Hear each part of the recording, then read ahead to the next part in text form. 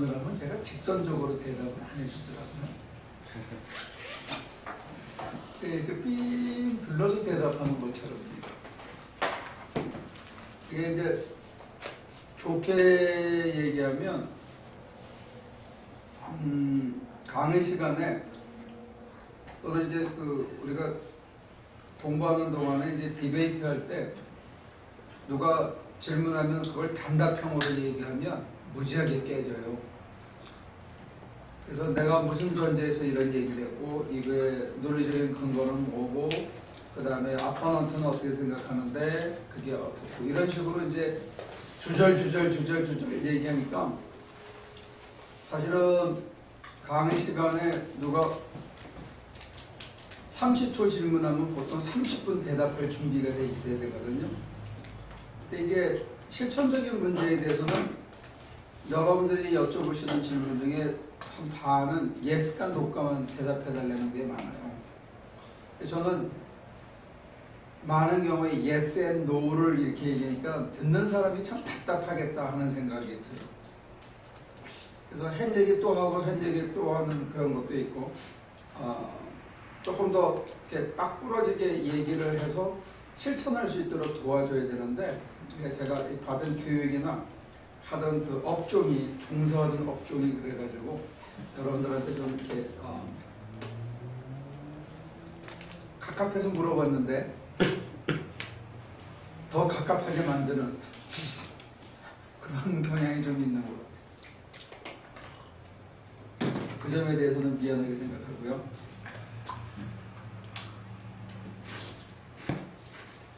궁금한 점이 있습니까? 수업 시작하기 전에.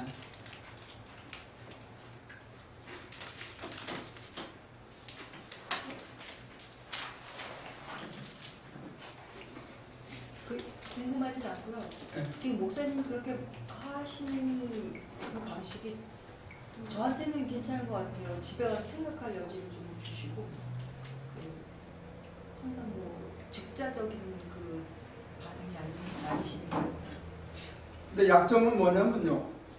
신앙이라는 게 머리로 이해하는 게 전체의 한 3분의 1이 채 안 돼요. 느끼고 수용하고 그대로 살아내는 게 또 있거든요.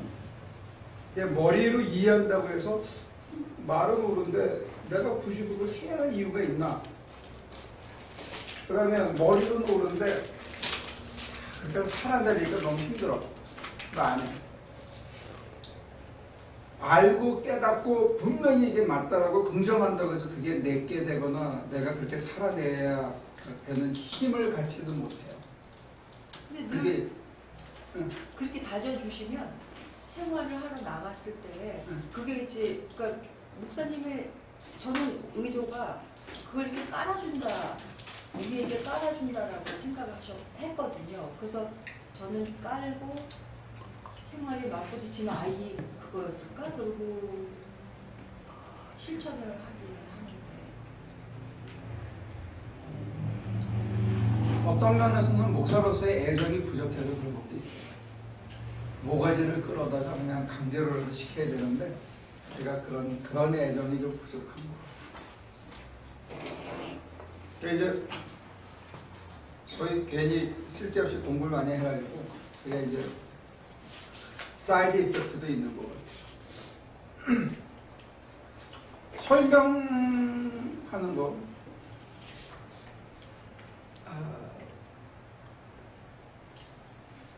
뭘 추구하는 거, 그 다음에 이해하는 거, 그 다음에는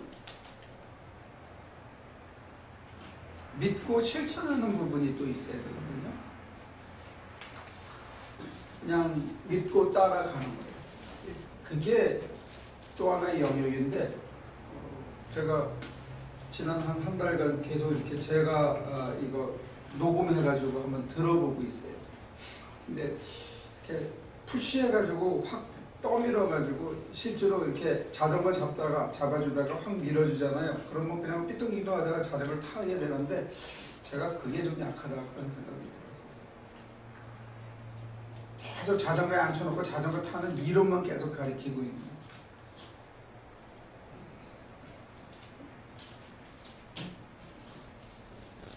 저한테 분명한 건요, 실증 나진 않는다는 거예요. 만약에 실증 나고 지루하고 재미없으면 1년 넘게 안 하는 거예요. 제가 가르치는 재주가 좀 있어서 그래요. 선생기를 오래 해가지고 어려운 이론을 쉽게 정리하는 가르치는 재주도 있는데, 대신 제가 여러분들에게 소개하는 이 영역들이 많은 사람들이 가보지 않은 영역을 얘기하는 거예요.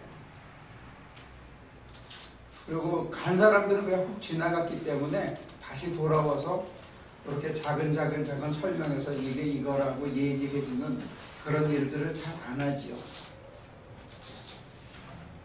왜냐면 그 자리에 가서는 이런 작은 설명이 필요가 없어요. 그 자리에서는 다른 문법이 필요해요. 그 자리에 있는 그거를 설명하는 다른 문법과 다른 기술 방법이 있는 거지, 지금 이렇게 우리가 가보지 않은 사람들을 위한 설명하는 이런 논리가 거기서는 필요가 없어요.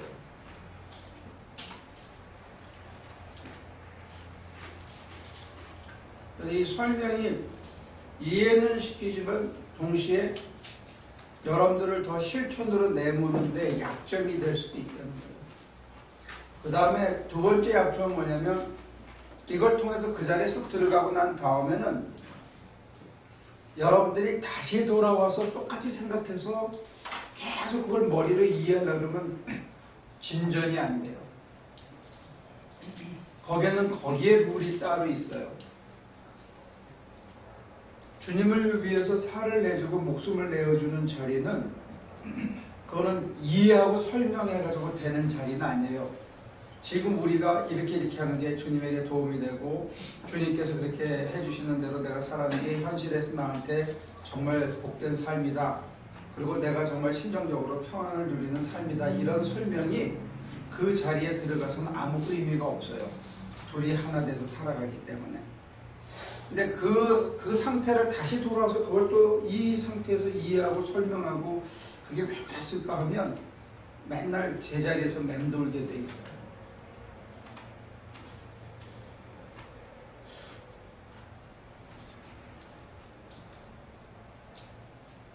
그러니까 제가 설명한 그 다음에는 여러분들이 그냥 온몸으로 그렇게 살아내면, 아, 이게 이거구나, 그러고 그냥 계속 가면 돼요. 그 다음에는 어디로 가는지만 여쭤보시면 제가 일러줄 수 있는데, 다시 돌아와서 이게 왜 그래요? 이러면 처음부터 또 다시 그 자리에 머물게 돼요. 여러분들이 왜 그래요? 하는 것은 이 리즈닝의 영역이거든요. 이해의 영역이고 이성의 영역이에요. 근데 그렇게 해놓고 이해가 돼서 뛰어들고 나면 하나님과 하나를 이루어서 가는 그 삶의 영역은 굳이 설명이 필요가 없어요. 그 다음에 어떻게 내가 하나님 앞에 내 마음을 드려야 되는지 하는 실천적인 지침만 필요한 거지, 그것을 해보지 않은 사람들이 갖고 있는 논리로서 자꾸 이해가 안 되는 거예요.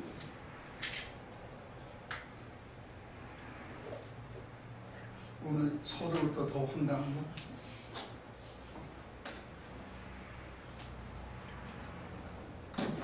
사람을 설명을 할 때 소위 그 리비도라 해서 본능, 이 속에, 이게 우리를 움직이는 그런 거다 하고, 이제 소위 그 심리학자들이 그거를 이제 그런 도전을 시작했어요. 프로이드인데, 근데 프로이드나 그 니체나 이런 사람들이 다 해겔의 제자였는데, 그 프로이드는 사람 속을 들여다보면서 내 속에 감춰진 본능이 이성을 더 지배하는 거다 하고 자기 선생을 깐 거예요.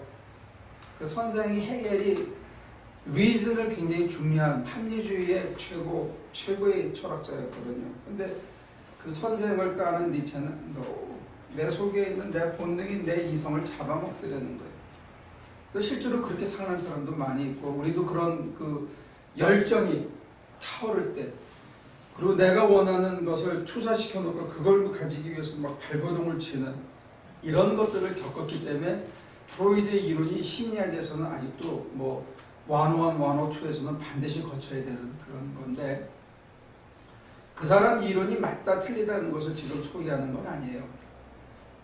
핵심은 뭐냐면 겉으로 아는 것, 겉으로 드러난 것하고 속에 감춘 것 사이에 어떤 딱 나눠지기는 어렵지만 뭔가 하나라고 얘기하기에는 복잡한 사람의 심성이 굉장히 복잡하더라는 거예요.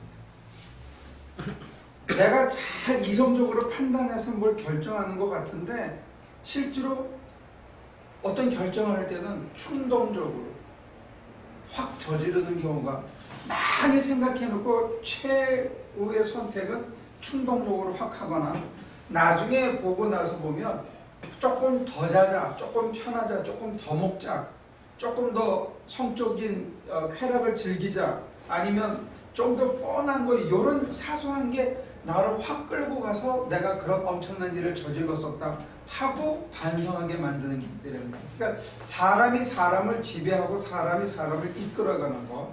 우리는 이제 하나님이 우리를 끌고 가신다 이렇게 생각하지만 하나님을 뺀 철학자들은 어떻게 얘기하냐면 또 심리학자는 어떻게 얘기하냐면 내가 나를 끌고 가는 게 이성이냐 감성이냐 본능이냐 욕정이냐 이렇게 나눠서 구별하는 거예요. 우리가 인간이 이렇게 두부 자르듯이 딱 잘라가지고 내 이성적으로 합리적으로 가장 옳은 것, 가장 모든 사람에게 도움이 되는 것 이걸 결정하지 않더라는 거예요. 사람들이 합리적으로 생각하면 그 욕망을 끊고 그 감정을 억누르고 해소하고 내려야 나한테 도움이 될 것 같은데 미국 학교에서 가리키는 디베이트라는 게 그런 거예요. 싸우는데 치열하게 싸우는데 합리적으로 논리적으로 설득해가지고 설득력을 통해서 사람들을 제압하고 그래서 그 사람이 이걸 따라올 수 있는 어떤 최고의 아이디어를 만들어내는 것처럼 보여요. 겉으로는. 근데 그것을 얘기하는 사람 속에 명예욕이라든지 욕망 같은 게 있더라고요. 아니면 내 아이디어대로 사람들이 따라오는 어떤 지배욕 같은 것, 공명심 같은 것 이런 것들이 사실은 언더라인 이슈로 더 크게 장악하더라는 거예요. 근데 제가 왜 그 얘기를 소개하냐면 여러분들이 하나님께 뭘 드린다라고 얘기했을 때 지난주 설교에는 시간은 드리고 내 공간, 내가 살던 무대를 포기하고 그 다음에 나 자신을 드리는 얘기를 했는데 나 자신을 드린다고 했을 때 나 자신을 뭘 드리냐면 내 생각을 드리는 게 제일 커요. 여러분들은 하나님한테 여러분들의 생각을 드리질 않아요. 그렇기 때문에 여러분 안에 예수님이 가득 차지지가 않는 거예요. 생각이 많아요. 생각이 많기 때문에 짜증도 나고 힘도 나고 이 사람 이런 거 같고 저 사람 저런 거 같고 다른 사람들을 쳐다봤을 때 저 새끼가 나한테 왜 저랬지? 이런 것도 내가 생각이 많아서 그래요. 생각이 많으니까 어떤 사람이 요만큼 실수한 거를 내가 소설을 써서 이만큼 내가 어깨에 짐을 지고 힘든 거야. 심지어는 제가 뭐라 그래도 소설 쓸 수 있어요. 우리 손자가 5달밖에 안 된 놈이 교회 와서 내가 안아주면 울어. 그러면 내가 소설을 쓸 수가 있는 거야. 이게 왜 저럴까? 뭐 제 아버지한테 못해줘서 그런가? 뭐 자주 안 찾아가서 그런가? 그러면 내가 힘들어져. 그냥 애가 낯설어서 우는 것밖에 없어요. 그게 as is예요. 그렇게만 느끼면 아, 낯설어서 그렇구나. 근데 자주 못 만나니까 어쩔 수 없지. 그리고 그냥 그 상태로 받아들이면 제일 가벼운데 거기에다가 자금을 애답하면 그 다음에는 복잡해져. 복잡해지면 복잡하게 만든 내가 사는 게 힘들어져. 하나님 앞에 우리가 기도 생활을 하면서 예수님이 내 안에 가득 차게 하는데 첫째 장애가 되는 게 뭐냐면 생각이 많아요. 생각도 많고 원하는 것도 많고 만족이 안 되는 거예요. 근데 바로- 목사님 네. 생각이 없어진다 하더라도 네. 느끼는 감정은 있는 거잖아요. 그 감정도 애가 울면 왜 울어? 거기서 끝이면 되는데 기분 나쁘네 조금만 느끼가. 그러면 감정이 이렇게 눈덩이처럼 커지기 시작하는 거예요. 아니 그렇게 감정을 할 때는 내 기분에 내 마음에 판단해서 그렇게 되는 거지만 예수님도 감정이 있으셨잖아요. 예수님 안에 하나님 가득하셨을 텐데도 어떤 사건 앞에서 분노하시고 어떤 사건 앞에서 울고 하셨잖아요. 근데 어떤 사건 앞에서 울었고 어떤 사건에서 분노했는지를 봐야죠. 근데 우리는 예수님이 분노하셨던 사건하고 우리가 열내고 분노하는 거에는 많은 차가 있어요. 예수님께서는 왜 울었냐? 예루살렘아 예루살렘아 하고 우셨어요. 예루살렘 성전을 보고. 우리가 교회당 잘 진데 쳐다보면서 수정교회야 수정교회 하고 눈물을 뚝뚝 흘린 사람이 몇이나 돼요. 여기도 순복음교회로 보면서 여기도 순복음교회 여기도 순복음교회라서 하나도 마음에서 부럽지 않고 돌 위에 돌 하나도 남지 않을 거라 바라보는 목사님이 몇 명이나 될 것 같아요. 인간이 느끼는 기쁘고 슬프고 화나고 하는 감정이 없으면 그러니까 열낼 때 열 안 내고 우리는 열내야 될 때 우리는 아부하고 비굴해지면 감정을 갖게 돼요. 일어서서 한거해야 할 때 나 하나 편하게 살기 위해서 조금 치사하지만 조금 치사하고 길게 살자 이렇게 하면서 내가 왜 이러지? 이러면서 내 감정을 억누르는 감정이 예수님이 보여주셨던 참된 감정하고 우리가 평상시에 느끼는 감정의 디멘전이 다르다. 이게 똑같은 감정인데 똑같은 사건 앞에서 우리가 느끼는 게 다르다는 거예요. 그렇다면 우리가 갖고 있는 그런 감정들을 버려야 주님이 느끼셨던 감정을 우리도 맛볼 수 있다는 거예요. 엑센스하셨네요. 예를 들어서 모니카 씨가 오늘 좀 이렇게 약간 멜랑콜리하게 보인다.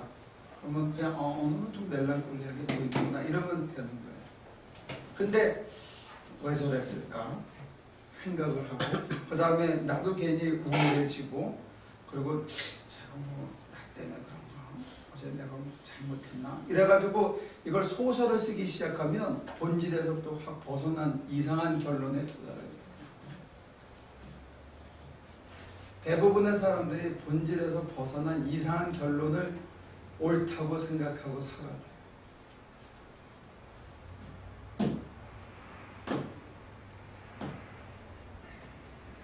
또 애들로서 얘기한 것 같아. 직선적으로 대답을 못 해준 것 같은데. 누가 좀 거들어 주세요.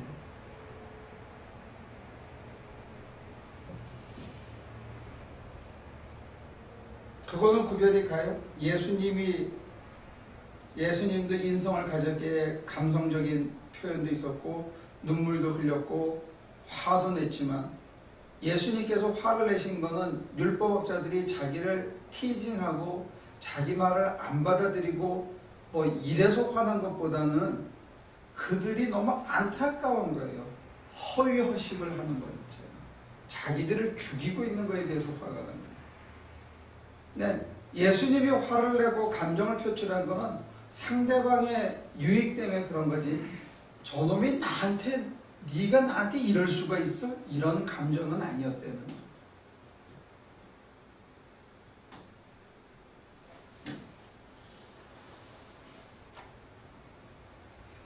그래서 예수님의 감정의 표현도 모든 것을 바라고 모든 것을 참고 모든 것을 견디는 이타적인 사랑에서 나온 감정이라는 게 그게 사람이 해야 할 길이라고 보여주시는 거예요. 우리가 감정을 넣는 거는 내가 중심이 돼서 네가 나한테 그럴 수가 있어? 이게 우리가 느끼는 일상적인 감정의 반응이 되는 거예요. 생각도 그런 식으로 한다는 거예요. 자기중심적인 사유를 한다는 거예요.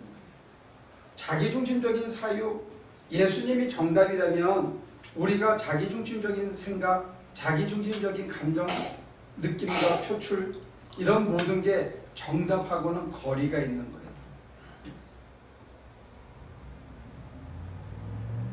그러면 예수님의 사신 세상이 참 세상이고 진짜 세상이라면 우리는 우리가 만든 가상세계 속에서 살아가고 있는 거예요. 여기에 이제 큰 혼돈이 있는 거예요. 내가 가상세계에 살면서 이걸 진짜라고 생각하고 누가 예수님처럼 사냐? 그렇게 사는 게 고달프다. 이렇게 생각하고 내가 상상하는 내 가상의 세계를 진실이라고 생각하면서 이걸 가지기 위해서, 이걸 유지하기 위해서 발버둥을 치는 거예요. 그래서 그걸 깨달은 잠언 기자는 헛되고 헛되니 헛되고 헛되다.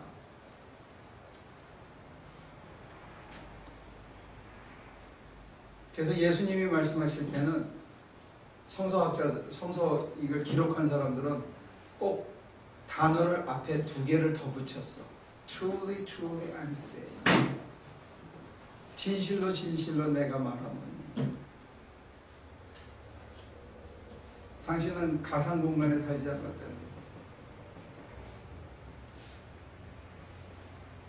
근데 우리가 예수님을 따르면서도 가상 공간에 살고 있다면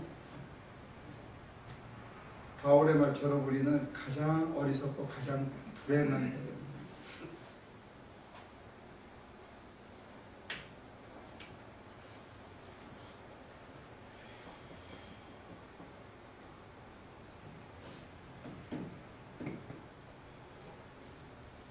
그럼 목사님은 평소에 마음 상태가 어떠세요? 나요? 나는 열도 받고 배도 고프고 뭐 그러지.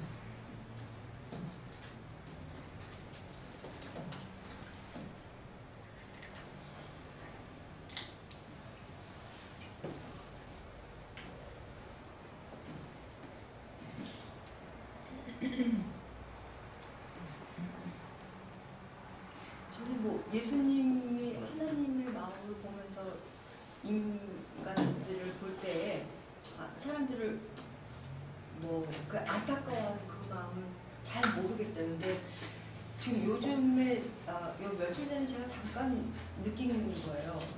제가 왜 그렇게 불안할까? 거기 그 불안의 단초는 제가 어떤 사실과 제 화를 구분을 잘 못하는 것 같았어요. 그러니까 지금 말씀하시는 뭐하고 어떤 사실하고 저의 화 그걸 구분을 못하는 것 같은데 지금 목사님 말씀을 듣고 보니 그게 제가 만드는 가상의 세계인 거예요. 그러니까 누가 저한테 이걸 좀 해주세요라고 했으면 그 사람을 이제 보면서 저처럼 입을 꼭 다물게 얘기하고 뭐 단호하게 얘기를 한다든지 그러면 속으로 이제 저가 먼저 생각을 선입견이 있는 거예요.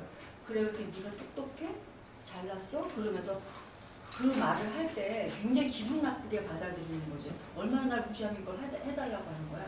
그럼 해달라고 하는 그것이 옳으냐 그르냐를 따지기 전에 제 화가 먼저 앞서는 거죠. 그러니까 그게 이제 제가 만든 가상의 세계인 거예요.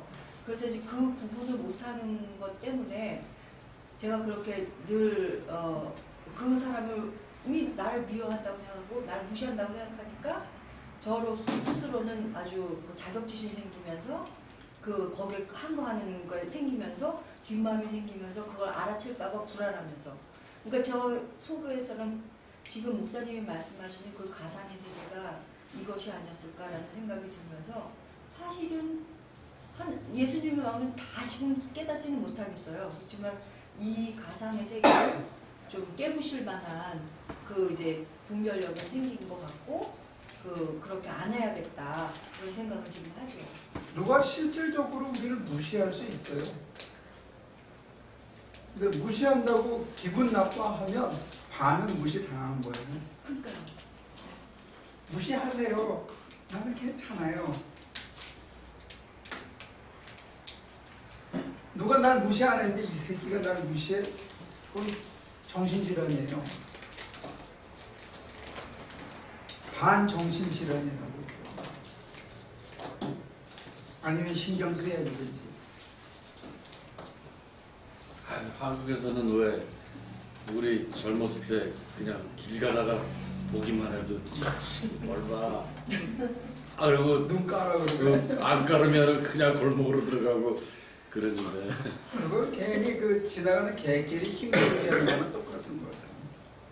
근데 우리가 가까이 있는 그거를 정신진화를 보기에는 너무 그건 전쟁을 겪은 세대가 가졌던 집단 정신질환의 하나일 거예요.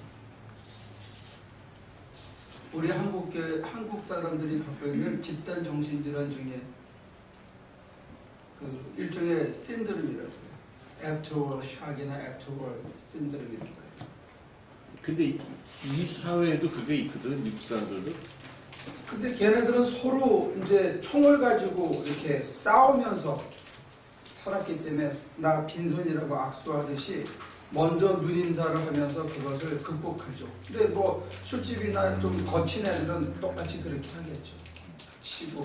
그런데 우리처럼 그렇게 뭐 고등학교 다닐 때, 심지어 대학 다닐 때 뭐 골목길에서 서로 눈 안 마주쳐야 되고 술집에서 술 먹다가 눈 마주치면 뭘 봐 이렇게 던지고 이거는 집단 정신질환이죠. 한국 사람들이 갖고 있는 거 지금 심한 자살률, 이것도 우리 사회가 갖고 있는 모진 질병 중에 하나일 거예요. 교회 성장도 일종의 집단 정신질환 중에 하나일 거예요. 그거에 대한 그 지나친 갈망이거나. 그리고 여러분들이 잘 살아야 되고 경제적으로 부해져야 된다는 것도 제가 보면 일종의 정신질환의 약하지만, 알메니안들이 좋은 차를 많이 타요. 한국 사람들도 비싼 차, 비싼 집에 살려고 그런 것도 제가 보면 이건 어떤 민족적인 정신질환이에요. 이렇게 깨놓고 얘기하면 욕하겠죠. 영어를 또 독하게 얘기한다고. 그게 정신질환이다라고 생각하면 여러분 스스로가 자기가 하고 있는 행동을 조금 더 객관적으로 볼 수 있을지도 모릅니다. 왜냐하면 우리 주머니에 돈이 꽉 있으면 괜히 기분이 든든하고 없으면 죽고 그러는데, 실제로 여러분이나 제가 쓸 수 있는 돈이 하루에 맥시멈 해봐야 어떤 사람은 20불, 어떤 사람은 150불, 이게 하루에 맥시멈 쓸 수 있는 정도의 돈이에요. 뭐 특별히 샤핑을 간다든지 뭘 사야 되겠다 해서 사지 않고 하루에 쓸 수 있는 용돈의 규모라는 게 크지가 않아요. 어떤 사람은 1불 없이도 살아요. 그러면 내 주머니에 내가 하루에 20불 쓰는 사람이면 20불만 있으면 되거든요. 근데 한 100불쯤 있어야 든든하게 느끼는 건 그 80불만큼이 정신질환이에요. 자신감이 없는 거예요. 누가 그러더라고요. 부자가 뭐가 부자냐 했을 때 얼마나 많이 갖고 있느냐가 부자가 아니라는 거예요. 왜냐하면 그 사람이 쓰는 만큼 그게 자기 재산이고 나머지는 남의 거라는 거예요. 그게 자식이든 나라든 제3의 인물이든 간에 자기가 벌어서 쓰고 가는 게 자기 재산이 되는 거예요. 우리는 자기가 쓸 것 이상으로 모아놓고 그래야 안도감이 있는 거예요. 그게 이제 자본주의 사회가 만들어 놓은 하나의 큰 신드롬이에요.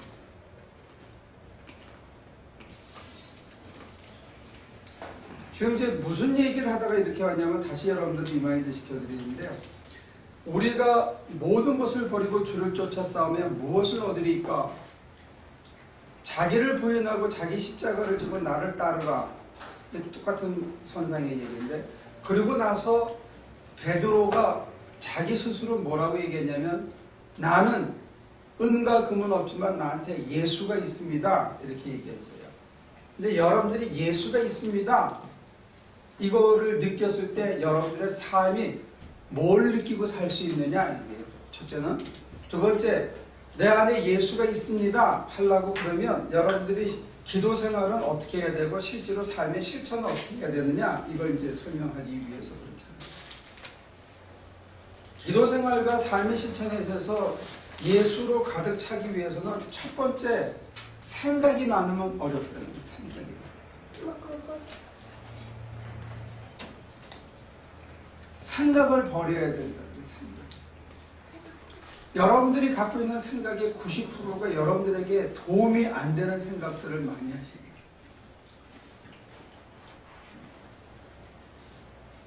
하여튼 고민 많이 하고 장고 끝에 악순한다고 10가지 생각을 해가지고 일을 저지르면 9가지는 실패합니다.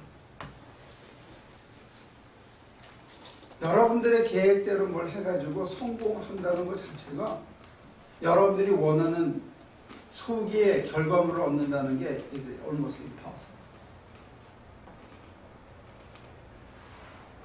머리는 왜 달고 다니느냐? 모자 쓰라고 달고 다니는 거예요.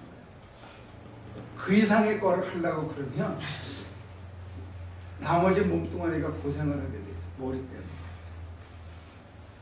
그냥 보고 냄새 맡고 듣고 말하고 먹고 숨 쉬고 이 정도만 해주면 되는 거예요. 그 이상을 하려고 지배를 하려니까 얘 때문에 다른 몸뚱아리가 고생을 많이 해요. 내가 가상세계에 살면서 이걸 진실이라고 착각하고 내가 느끼는 그 감정의 상당 부분을 왜곡해서 느끼고 진짜 내 감정이 필요로 하는 것보다는 문득문득 올라오는 그 감정에 내 머리가 그걸 강화시켜서 별로 헷가게 만드는 짜릿한 욕망이 나를 끌고 갈 때 내 다른 마음의 감성은 가면 안 된다고 수없이 나를 얘기하고 있는데 내 머리는 걔하고 결탁해서 그냥 가는 거야. 이렇게 머리를 의지하기가 참 힘들어. 말을 뱉는 것도 마찬가지.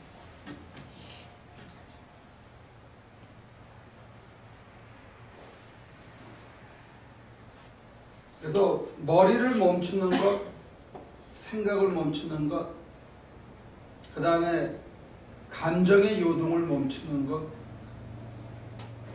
밉고 분하고 억울하고 이런 감정의 찌꺼기들을 내려놓는 것, 이거 굉장히 중요합니다. 그게 요동치는 한, 그게 나 자신을 지배하는 한 예수님이 내 안에 가득할 수가 없어요.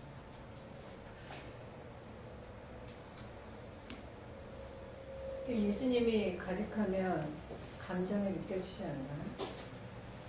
감정이 느껴지는데 전혀 다른 식의 감정이 느껴지는 거예요.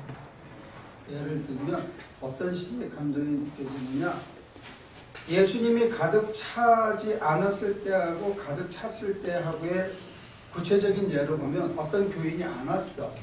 예수님이 가득 차지 않았을 때는 교인이 주나? 어떡하지? 교회를 그만두나? 이런 걱정이 따라오는 감정이 생겨요.